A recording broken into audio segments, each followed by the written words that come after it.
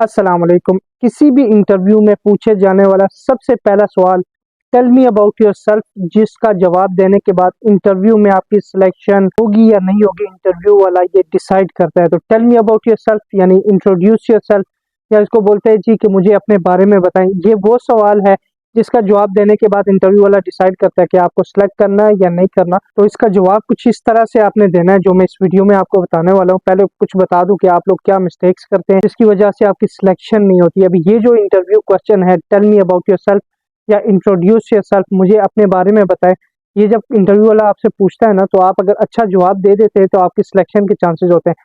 अगर for example आपने अच्छा जवाब दिया तो वो आपको आगे जो सवाल हैं, जो और क्वेश्चंस हैं, वो आपको आसान क्वेश्चंस करेगा ताकि वो आपको सिलेक्ट करना चाहेगा, इसलिए आपको आसान क्वेश्चंस करेगा।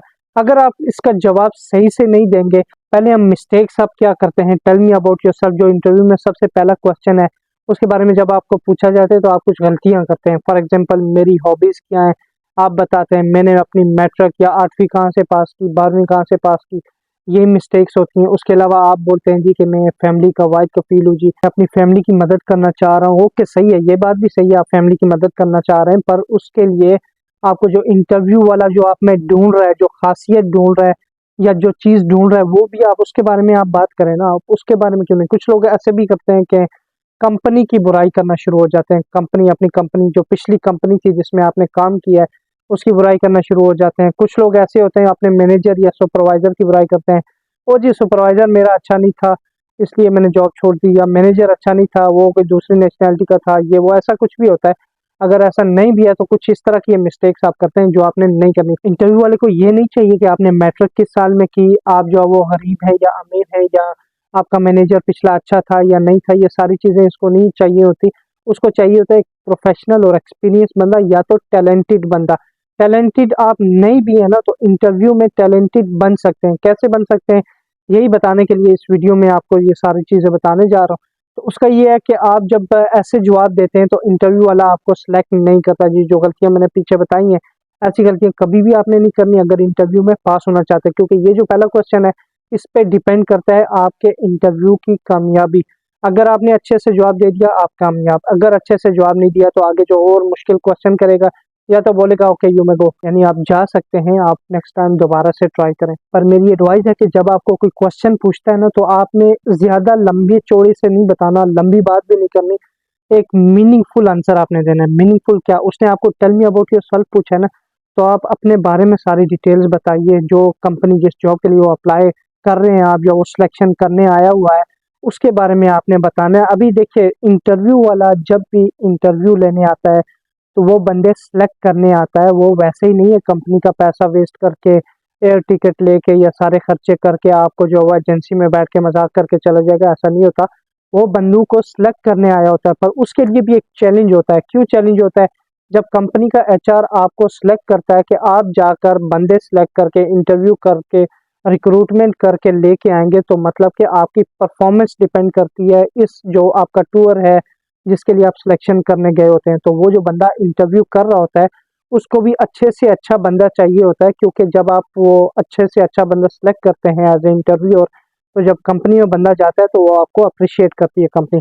उसी की जगह में अगर आप कोई फुद्दू या लल्लू पंजू बंदा सेलेक्ट कर लेंगे तो डेफिनेटली कंपनी में आपकी रेपुटेशन भी खराब होगी, और आपके जो रिक्रूटर या आपके जो सीनियर्स होते हैं वो आपको बोलते हैं कि आप क्या सिलेक्ट करके ले आए हो, कैसे बंदे लेकर आए हो। इसलिए इंटरव्यू वाला आपको सिलेक्ट करने आया होता है, रिजेक्ट करने नहीं आया होता। मैं एक एग्जांपल दे के आपको समझाता हूँ कि मैं अगर सब्जी लेने जाता हूँ ना, मुझे फॉर एग्जांपल चलो गाजर चाहिए, ठीक है, कैरेट यानी गाजर चाहिए, तो मैं मुख्तलिफ दुकानों में जाऊँगा, या जिस दुकान में अच्छी क्वालिटी और थोड़ा सस्ता मिलेगा या अच्छी क्वालिटी होगी वही मैं लूँगा ना।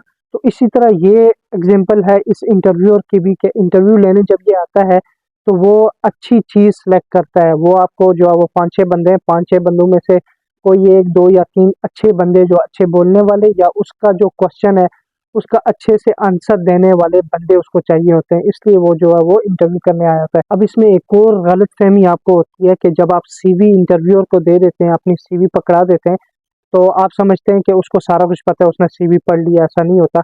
आप जब सीवी देते हैं तो उसके बाद आपकी बारी आती है फिजिकल इंट्रोडक्शन की, फेस टू फेस जो इंट्रोडक्शन होता है उसकी। आपने जो सीवी में लिखा हुआ है उसको आपने एक्सप्लेन करना होता है फुल डिटेल्स के साथ उसको। तो जब आप सीवी बनाते हैं, सीवी में जो एक्सपीरियंस लिखते हैं या जिस कंपनी में काम करते हैं उसके बारे में डिटेल्स वगैरह आपके पास बिल्कुल अच्छी होनी चाहिए। और दूसरा, कंपनी की बुराई कभी भी नहीं करनी। पिछली कंपनी जिसमें आपने काम किया है या पिछला सुपरवाइजर या मैनेजर, उसकी बुराई इंटरव्यू में कभी नहीं करनी। अगर आप करेंगे, आप फॉर एग्जांपल बोलेंगे जी कि आपकी कंपनी अच्छी नहीं थी, तो बोलेंगे ये पिछली कंपनी से खुश नहीं है तो हमारी कंपनी में कैसे खुश होगा।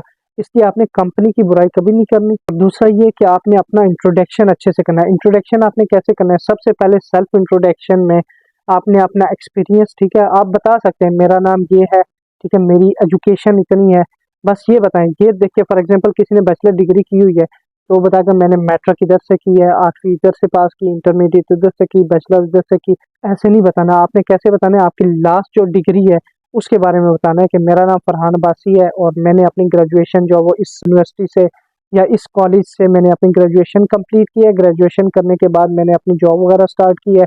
मुझे 5 साल का फॉर एग्जांपल सिक्योरिटी फील्ड में एक्सपीरियंस है, या तो आपका होटल फील्ड में है या सेल्स फील्ड में है या एयरपोर्ट की किसी फील्ड में है या किसी भी फील्ड जिसके लिए आप अप्लाई कर रहे हैं उसके बारे में आप बता सकते हैं कि मुझे 5 साल का इस फील्ड का एक्सपीरियंस है।